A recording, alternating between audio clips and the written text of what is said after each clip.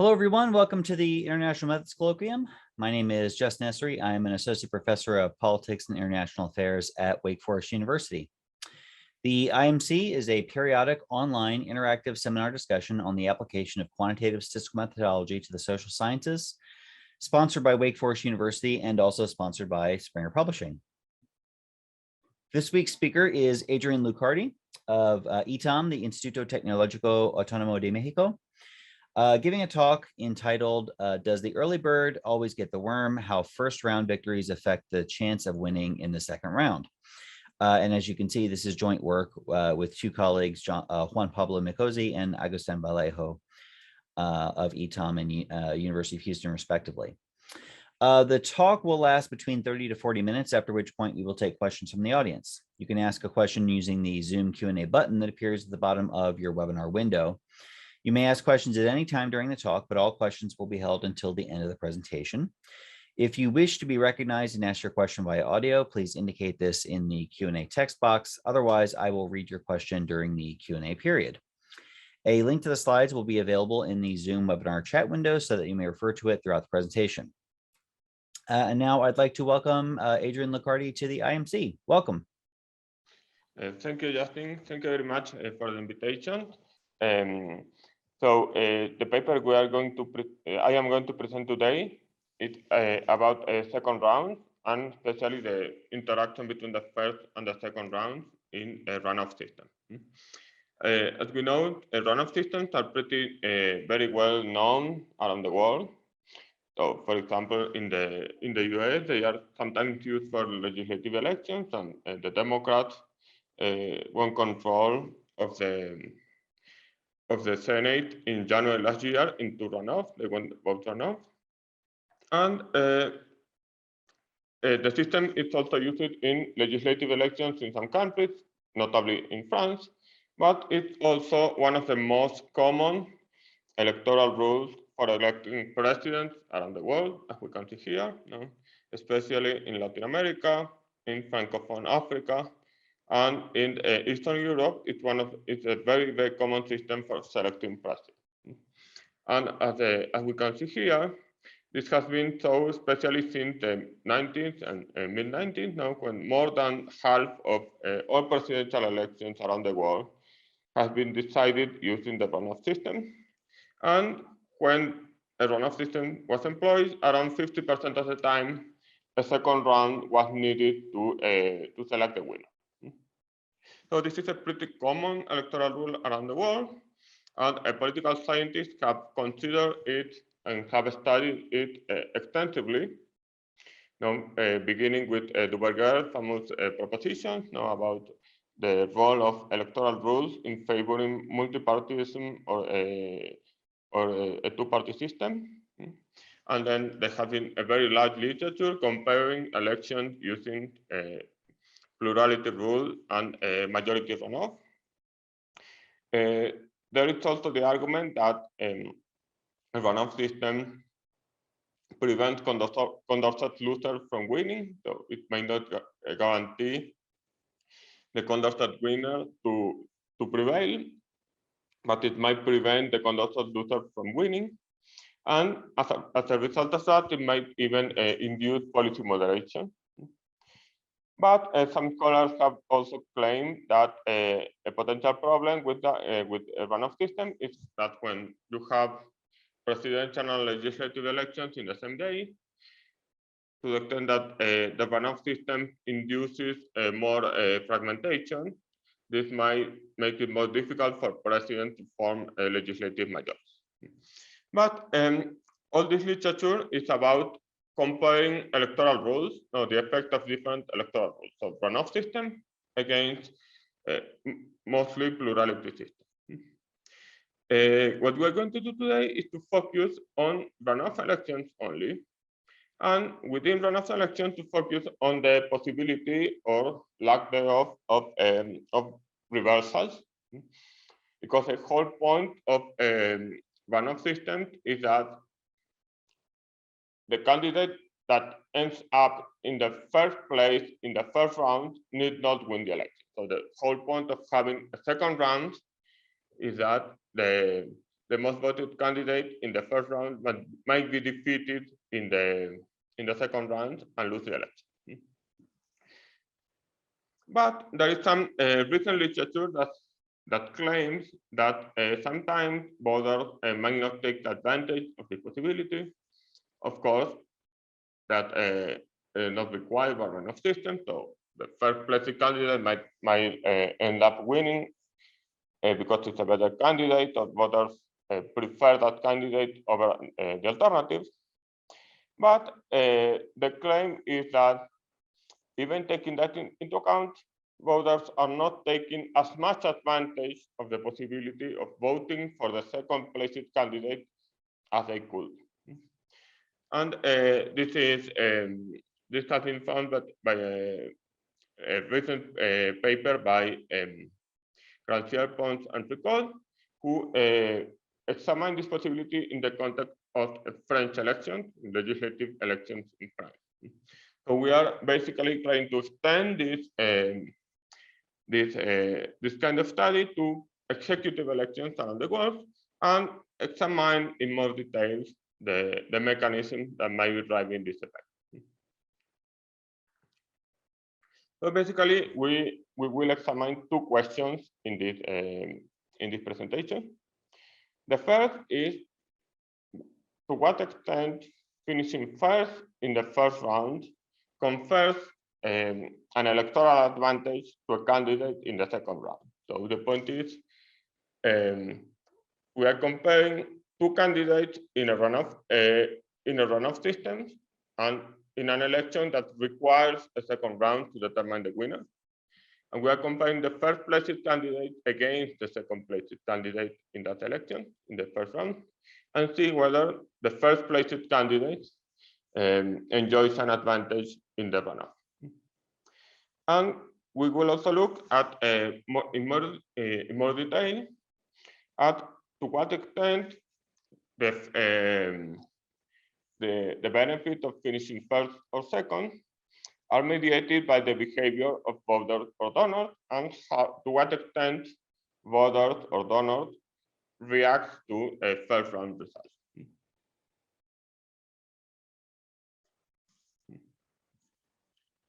So our contribution in this regard is twofold. On the one hand,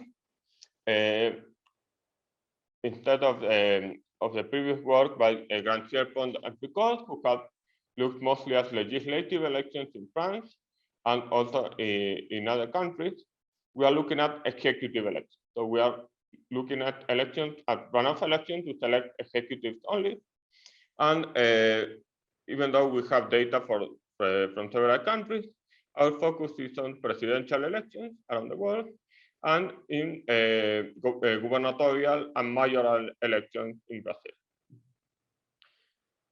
And second, we will also try to understand the potential mechanism behind those results.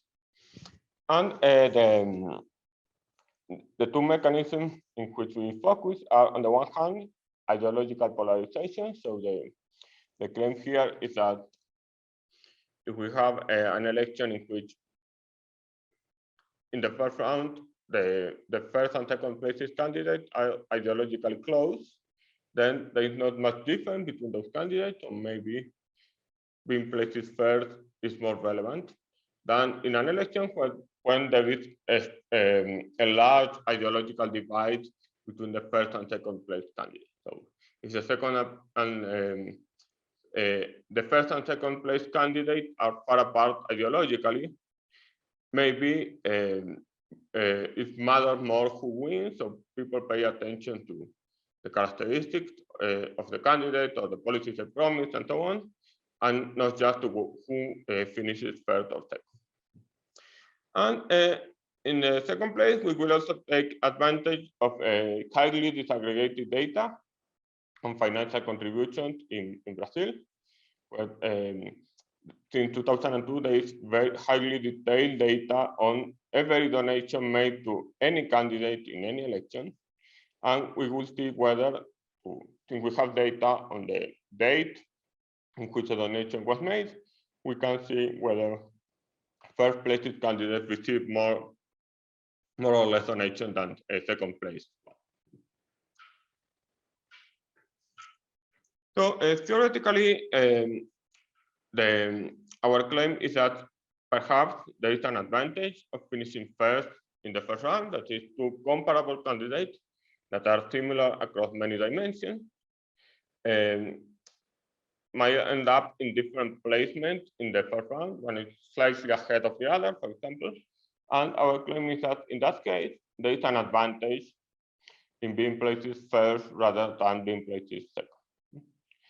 And so the idea is that a better ranking position is an advantage in an election.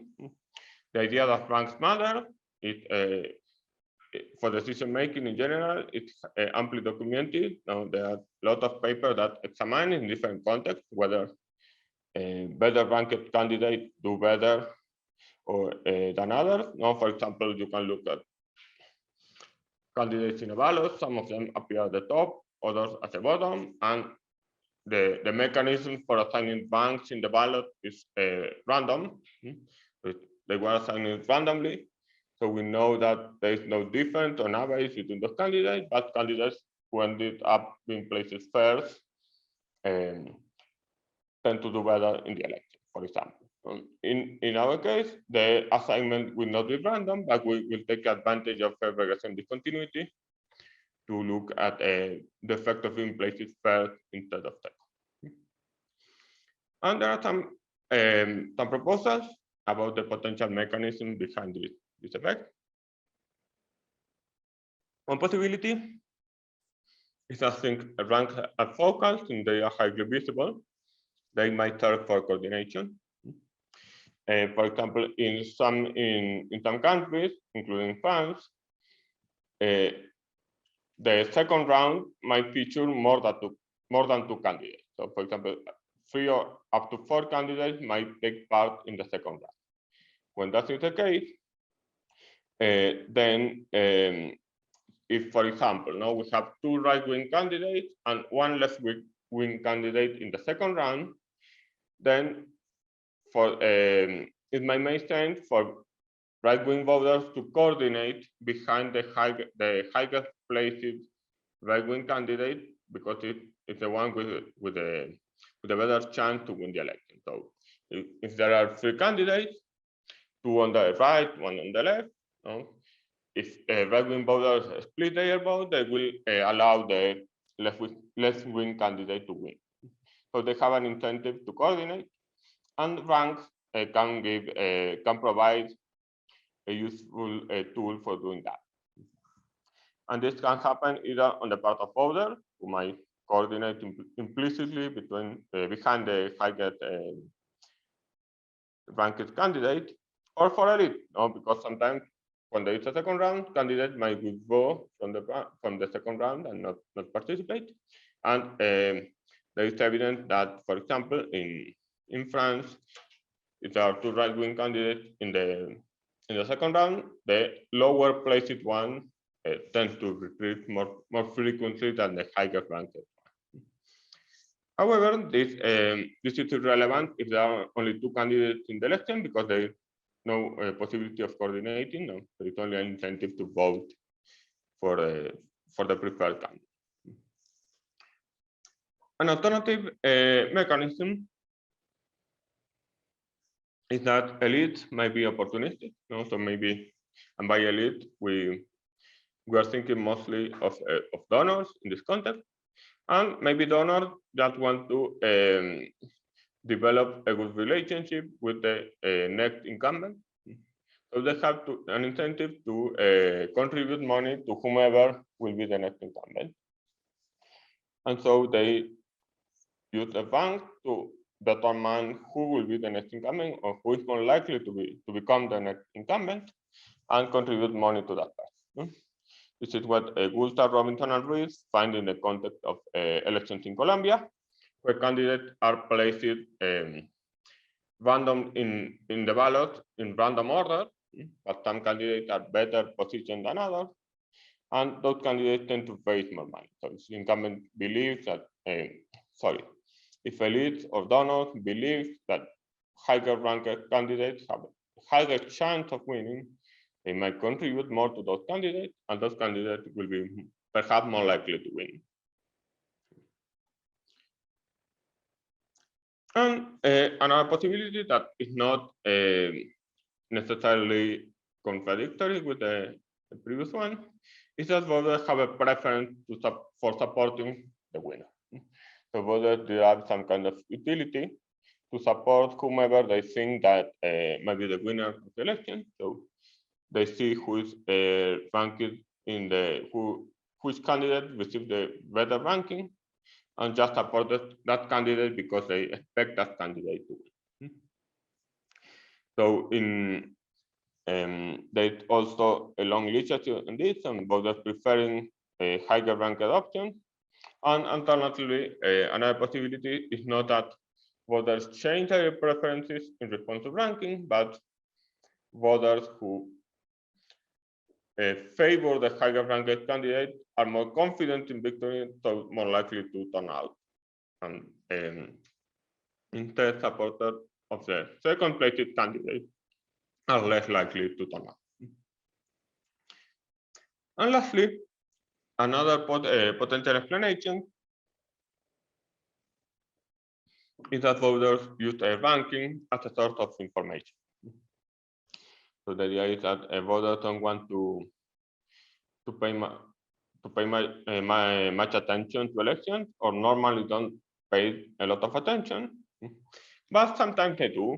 For example, they tend to pay more attention when election is near, or maybe when an election is or appears to be more important. So the point is that if voters think it doesn't matter who wins, they won't pay much attention. If they expect, in contrast, that the election is important, it matters who is the winner, they will try to inform themselves a bit more. So one implication of this story is that when an election is more polarized, voters will think or will believe that there is more at stake, and so they will pay more attention to the merits of each candidate rather than just looking at whoever ends up placed first. This also suggests that in presidential elections that received a lot of attention in the media, a lot of coverage, voters will pay more attention to the characteristics of candidates than just the ranking in the first. So on the basis of this, we have some theoretical predictions. The first is that finishing first should confer, in the first round, should confer an electoral advantage in the second round. So two candidates that are comparable, the one that finishes first in the first round should have an advantage in the second. And we expect this advantage to be higher when both candidates are ideologically similar. So if there is little to distinguish between the candidates, paying more attention to the rank will be more relevant. If, in contrast, candidates are very different, then people will forget less about the ranks, or donors will be willing to bet on the second place candidate because they think there is more at stake, and so on. And an implication that we also study is that another potential mechanism for the result is that finishing first in the first round means that the candidate raises more money in the second. So candidates who finish first not only receive more voters, but also raise more money for the second round. So first, a short note on terminology. Now, by a runoff system or two-round electoral system, we mean a system where a candidate needs a minimum percentage of the vote to win in the first round. And in case no candidate reaches a threshold, then the same electorate must choose between the top two placed candidates. And the mention of the same electorate is important because in some countries, if no candidate wins 50% of the votes in the first round, then, for example, Congress or the legislature might choose the winner. But we only focus on cases where the same voters might choose between the top two placed candidates. And given the characteristics of our sample, we focus on cases where there are only two candidates in the second round. So we ignore the very few cases where more than 2 candidates might pass to the second round. And by first placed, or we mean the most voted candidate in the first round. And second runner-up or second placed is the second most voted candidate in the first round. So we focus on those candidates exclusively in elections that require a second round. And sometimes, not very common, but from time to time, some of the candidates withdrew from the race and decided not to run, notably because they expect to lose. In that case, we still measure the outcome for the first 2 candidates in the first round. So we think that withdrawing from the race is it's a strategic decision, anticipating the results. So we still consider a defeat if the first of the complete candidate decides not to run. So that's it. This is our empirical analysis. What we're going to do, we will use a regression discontinuity to estimate the effect of being placed first in the first round on the outcome of the election. So we focus on elections in which there was a runoff system in place and a second round was required to select the winner. We have data on presidential elections around the world, gubernatorial elections in several countries, and municipal elections in Brazil and 1 state in Brazil. And we define an election as ideologically close or polarized. If the ideological distance, I mean, we calculated the ideological distance between the first and second placed candidate. And if they are below the sample median, we call the election close, in the sense that both candidates were relatively similar. And above the sample median, the election is polarized. And then we take advantage of the rich data available for Brazil to estimate the effect of being placed first in the first round on the amount of money raised for the second round. And again, we also look at ideological polarization. So here is our main sample. We combine data from presidential elections across the world. And then we have gubernatorial and mayoral elections in Brazil. And then we have some gubernatorial elections in Argentina, Bolivia, and Chile, as well as mayoral elections in Mexico. And since the number of second rounds varies a lot, what we will do is to report results for 4 samples. The first sample is just take all observations. Then we will report for results for presidential elections only. Then for elections in Brazil, which is the bulk of our sample. And then for all other non-presidential elections. But we are most confident on the results for Brazilian elections because our sample size is much larger. So the unit of observation is a candidate election. So in every election in which a second round was required, we have the data for the first and second placed candidate. We include both in the analysis. And we look at whether the candidate won or not with the dummy. And we also look at the vote share of each candidate in the second round. And we use a standard regression discontinuity estimate, following canonical Catania anti-tunic estimator. And we cluster the standard errors by election because we have 2 candidates for each election and only one of them might win. And as recommended by the canonical Catania anti-tunic, we report conventional coefficients, but with robust standard errors and confidence intervals and p-value. So we begin by showing the relationship in our data. Now the running variables first round margin are positive for the first placed candidate, negative for the second placed candidate. And by construction, since we have both candidates in the sample, the one positive value is mirrored by a negative value and vice versa. So on the first sample, in the full sample, we see that just crossing the threshold, I mean finishing first in the first round, confers an advantage on the probability of winning the election in the second round. And the effect is around 11 percentage points on average. But this result is mostly driven by gubernatorial and mayoral elections in Brazil, that we can see here, where there is a clear difference at the threshold between candidates who finished second and candidates who finished first. So when we cross the threshold from first to second place, there is a clearly visible jump in the discontinuity in the probability of winning the election.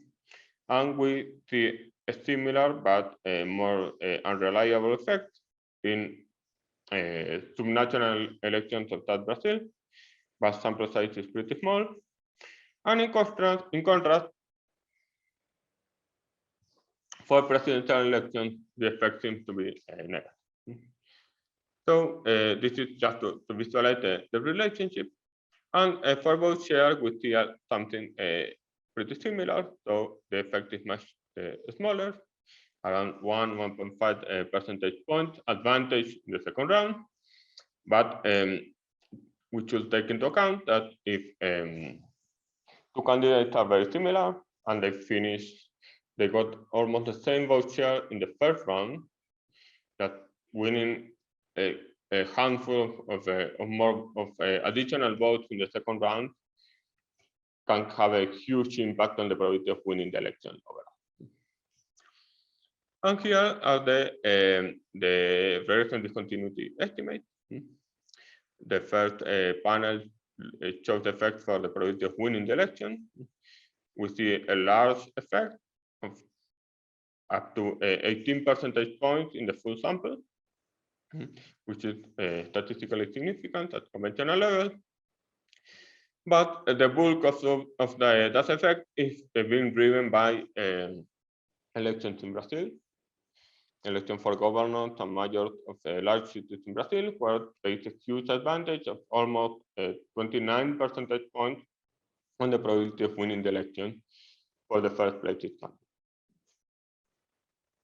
The effect is for elections outside Brazil is similar to the overall effect, but because we have a very small sample, the estimates are not statistically significant. And in presidential elections, interestingly, we see a negative effect. No? That is on average, the second place candidate does better in the second round. But the estimates are not statistically significant because the standard errors are huge. So the level of uncertainty is pretty large. And the story for vote share in the second round is pretty similar. There is again an advantage of finishing first, 2.7 percentage points on the full sample. That is again driven by the Brazilian sample, where the winner can expect to win an additional 4 percentage points in the second round. And this translates into huge probability of victory in the second round. And in a presidential election, the effect is again negative, but pretty small, no? Minus, it's less than half a percentage point. So overall, we see an advantage of finishing first, but it is mostly in the case of Brazil. Outside Brazil, the effect is similar, but we don't have enough power to estimate it. And presidential elections look somewhat different from there. And here we show that the effect is pretty similar if we use a different bandwidth. So we have in every panel we have 3 red confidence interval, points and confidence interval. The one in the middle is the same that we reported in the table here. And the one to the left is half of that bandwidth. The one to the right is twice as much as bandwidth. The Yellow point estimates are the invent that we got using the invent Kalyan-Arman bandwidth, and then we change the bandwidth by 2 percentage points to see whether the results are overly sensitive to change in bandwidth. And we see that the overall results are pretty similar to the ones reported in the table, irrespective of the bandwidth. So again, the presidential elections, they are negative, but never significant. In Brazil, they are mostly positive and around 20, a bit more than 25, around 25 percentage. So, and the results are pretty robust to a lot of specification changes. By construction, we have two observations in the same election. So features that affect the election rather than the candidate separately are by construction balances. So because we have the same, we have two candidates on opposite sides in every election. This also means that the density of the running variable is balanced by contraction, because if we have a candidate who won the first round by 2 percentage points, we have the candidate who lost by 2 percentage points. So this balances the running variable. And we estimated the result for Brazil between 2002 and 2020, because that's the period where we have data on financial contribution. And the results for winner are pretty similar. The results for both shares are weaker and statistically significant. But the probability of winning the election is still positive and around 22 percentage points. So it's a huge effect. Then we excluded observations with no missing ideology data, control for candidate ideology that is not necessarily balanced, and changes the bandwidth using second order polynomials, or for every election we selected one of the candidates and reported results only for that. So it results in larger standard error because we have fewer observations, but the results are pretty similar. And then we looked at placebo outcomes, that is outcome measured before the election, before the first round. And in Brazil and other samples, there is a null effect on the ideology of the candidate who finishes first or second. So the candidate who finishes first is as likely to be right-wing as to be left-wing. But in presidential elections, first-placed candidates are more likely to be left-wing than second-placed candidates. So the sample is not completely balanced, and that might be one reason why the results are different for presidential elections.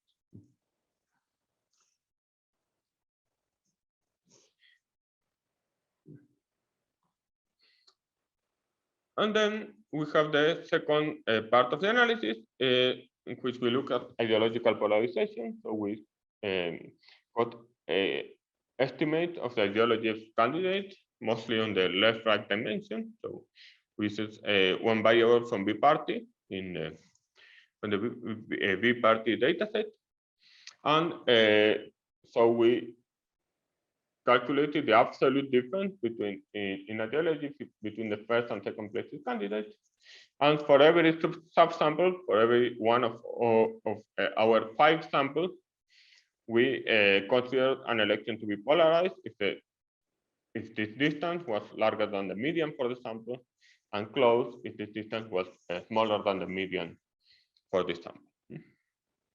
And we used other measures of ideology for robustness, but the results are pretty much the same. So what happened? So here we have the regression discontinuity plot for each of our 4 samples. The outcome is the probability of winning the election, and then here we have polarized elections, so there's a large ideological difference between the candidates, and close elections, ideological close elections, so the candidates are similar ideologies. And we see that the effect of finishing first is much larger in ideologically close elections. So when candidates are hard to distinguish on other dimensions, finishing first is much more of an advantage than in elections where both candidates are far apart ideologically. And again, this effect is driven by the case of Brazil, where there's almost no difference in polarized election, but there is a huge advantage in ideological cloud election. And again, in presidential election, the effect is negative, but not. We don't have that many observations. And we see also similar for both shares. So again, there's an advantage in ideologically close election that is driven by the Brazilian. And here we have the result. So on average, there's an advantage of 5 percentage points on the probability of winning in polarized election. That is not statistically significant at conventional levels, but a 21 percentage point advantage in closed ideological closed elections. And again, the difference is driven by the Brazilian case. So in ideologically closed elections in Brazil, there's a huge advantage of finishing first, and almost no difference in in ideologically polarized elections. And again, presidential elections seem similar, but the effect of opposite of what you expected, so they are not statistically significant at conventional levels. And in the case of elections outside Brazil, unfortunately, we have very few observations to get the estimated value. And we have again similar results for both shares. In ideologically close elections, the effect is much larger, so it's not statistically significant, and driven by the Brazilian. And then we to examine the mechanism more in detail, we use the data from Brazil between 2002 and 2020. And we have very rich data on contributions. So we have basic information on every contribution that any donor made to any candidate. So every single contribution is an observation. And we have the date of every contribution. We have the type of donor, so it was a contribution by an individual, a firm, politician, so maybe another candidate or party organization, or if the contribution came from the candidate's own resources. And we have other sources, including internet donation, which we code as other because internet donations are not very common in Brazil, and it's like 50% or 2/3 of internet donation in our sample went to a single party in a single election. So they are highly concentrated in a single election. So the most important contributions are those, and we will take advantage of this classification to see whether there are differences between them. And we also have, as a robustness check, we examine monetary contributions only, that is checks, credit, bank transfers, and so on, as opposed to a non-monetary contribution. For example, when a candidate receives a card from a donor, it's harder to value the amount donated. And our outcomes are, on the one hand, the total amount of contribution per 1,000 registered voters in the second round, and the percentage of contribution in the second round received by each candidate. And here are the regression discontinuity plot. So here we have the samples, the kind of contribution. Here is considering all contributions, those by individual donors, by corporations, by politicians, and on candidates on resources. And there is not much difference in contributions per 1,000 registered voters, but there is a huge gap in finishing first in the percentage of total contribution that the candidate received, at about 15 percentage points. And the regression discontinuity estimates provide a similar result. And we see that for the first variable, the effect is always positive. So remember that the variable is log, so this is a huge effect, but p-values are very far away from statistical significance at conventional levels. We see on the other hand that if we look at percentages, there is a positive effect on the proportion of contribution that the candidate received in the second round if we consider all contributions only, but otherwise estimates are not significant. And then we also distinguish between ideologically closed and polarized elections. So we don't have much time, but so I will move fast over this, but here we see the effect on ideologically closed elections, so where candidates are similar ideologically, and we see that the effect tends to be somewhat larger for ideological closed elections. So again, the effect is not statistically significant, in part because sample size are pretty small. But again, the effect of all contribution is concentrated in closed elections rather than ideological polarized. So we document a front-runner advantage in runoff elections in Brazil mostly. Presidential elections are different. We know that coordination could not drive those results because there are only 2 candidates in the second round. But polarization seems to play a role, and this is consistent with what Grancière, Pons, and Picot found for France. And the effect of financial contribution is a bit more ambiguous because, on the one hand, because the estimates are mostly not statistically significant, and they are only significant in very specific cases. But on average, most estimates are positive, and the implied effect size are pretty large, but we don't have that much information to estimate them reliably. And another potential explanation is that voters have incentive to acquire information when elections are polarized. Okay, so we don't have much time, so we open the discussion for questions, and thank you very much for attending the presentation.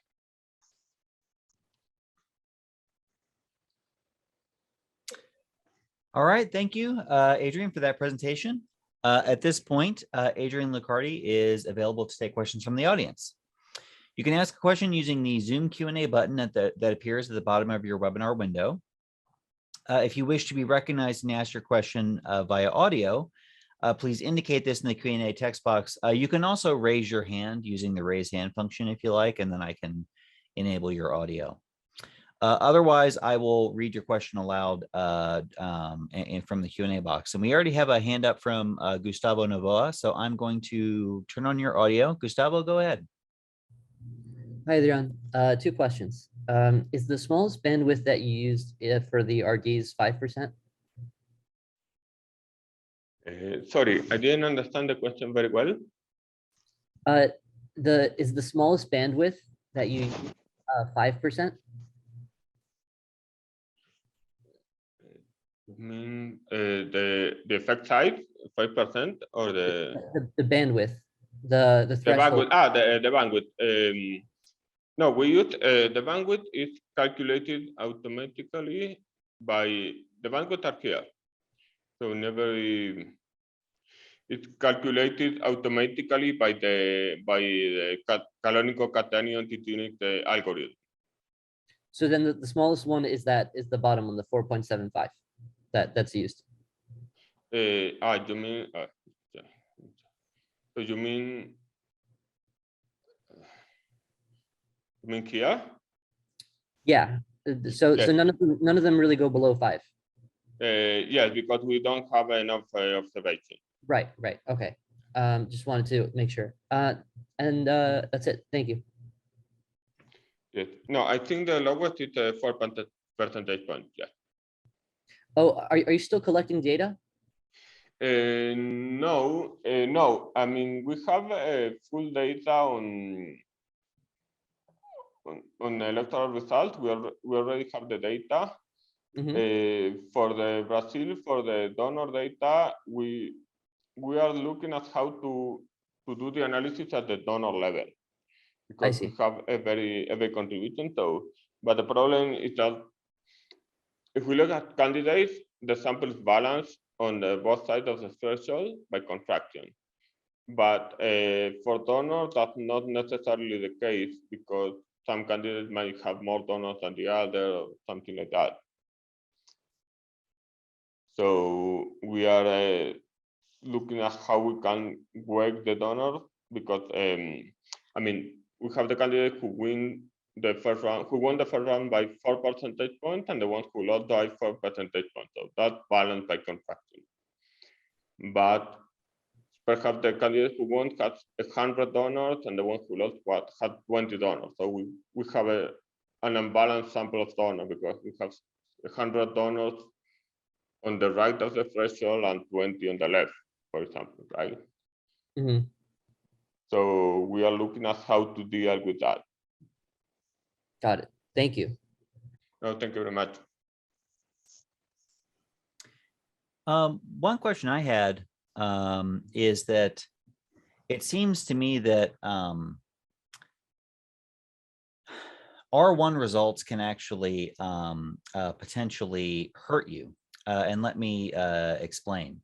So in a case, for example, where there's an electorate that has a somewhat bimodal distribution where there's a moderate number of very intense followers of a relatively extreme candidate, and then a broader distribution of more centrist sentiments that are broken up in a multi-candidate or multi-party election, sort of spread out among many candidates. You can get a situation where for example, an extremist is the round one leader, even though if you add up all the other candidate support, it's far greater, right?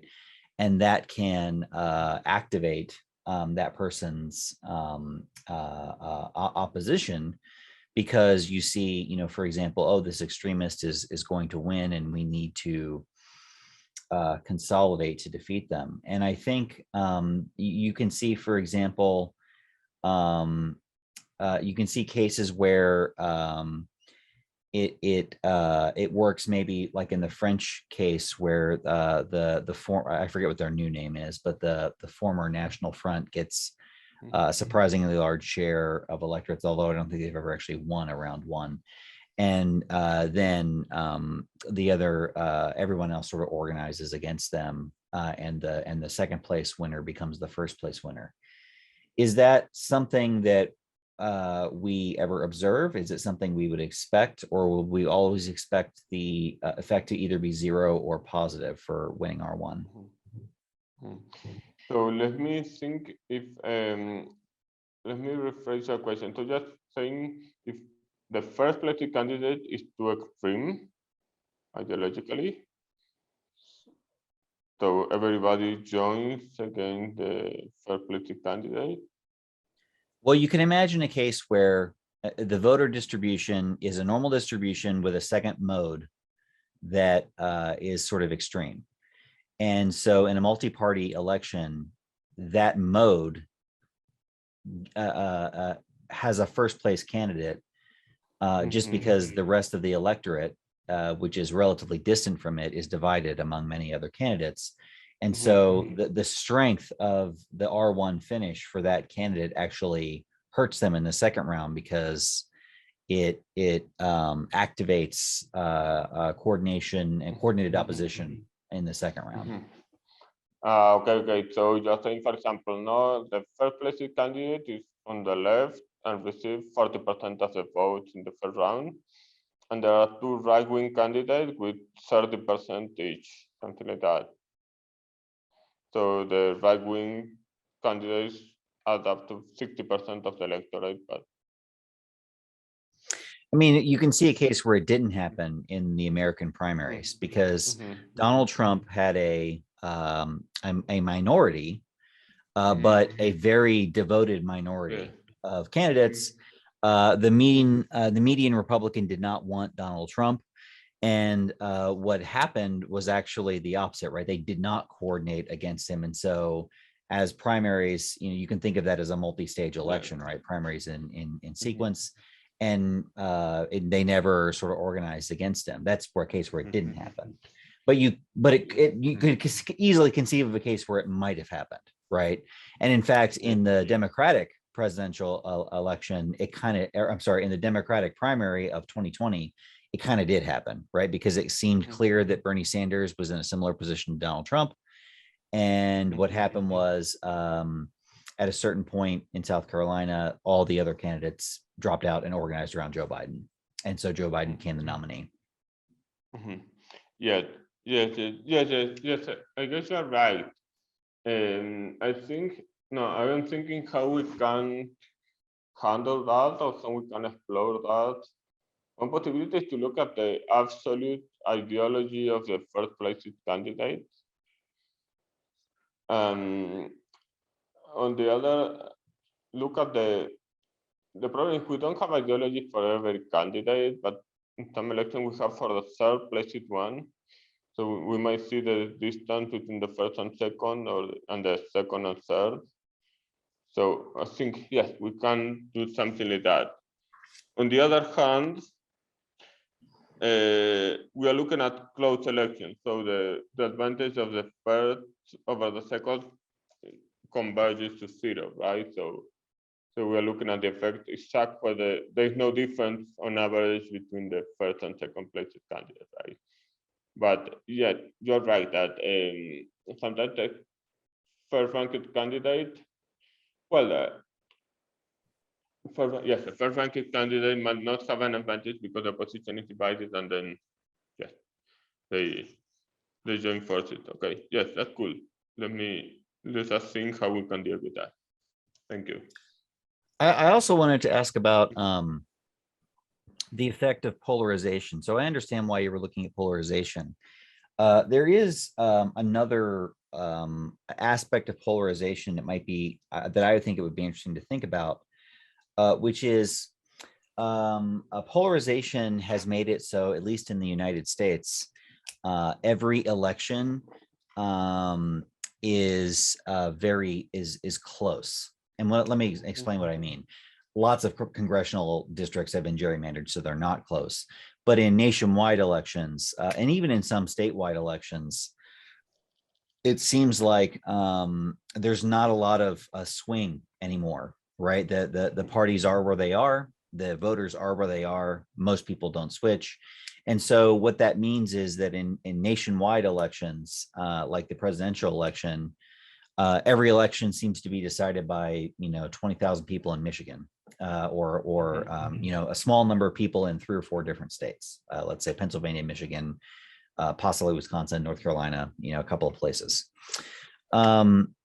So if that's the case, why would in a place where the electorate is polarized like that, why would winning a first round help or hurt you, given that the electorate is so closely divided and there aren't any swing voters?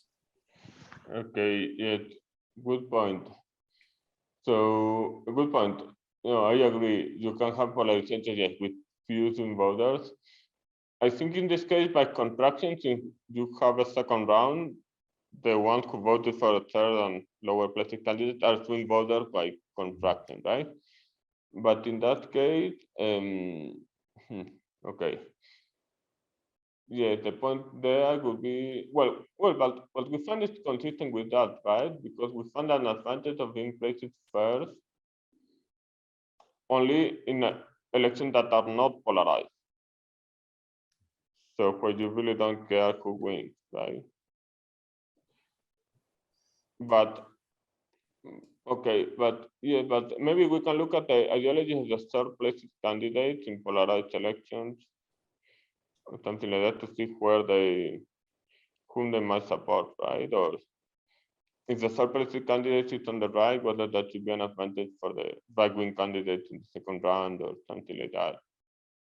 I mean, so what I'm thinking about is, if your electorate is essentially left-wing voters, right-wing voters, and a very small number of people in the middle, and you have a multi-party election. So the US is first past the post single-member district, so it's not a great example. But what you may have multiple parties, multiple candidates, but what will happen is in the second round, essentially everyone who's on the left will organize around the first place left finisher.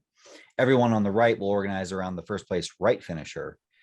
and they will be relatively equally divided, right? So it's not that the vote winner as a whole gets an advantage. It's just basically you're fighting to be the best person in your ideological camp. And so that person they get all of their camp's votes. Okay. Yes, I see it. So that might explain why in polarized election there is no advantage, right? Well, what would happen is, I think both R1 compared to R2. Well, actually, let me step back. The two top finishers in R1 would presumably be on opposite sides of the ideological spectrum, and they would both get a huge boost. It wouldn't, if you compared the first place to the second place candidate, it wouldn't matter that much because they're both presumably in opposite ideological camps, and they just get all the voters in their camp, right?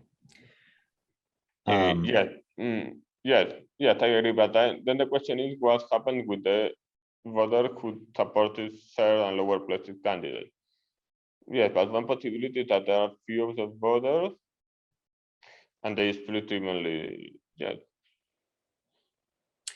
I mean, I guess what the sort of meta question behind both of these questions is, it seems like this really depends on the political landscape of the country in a very specific kind of way.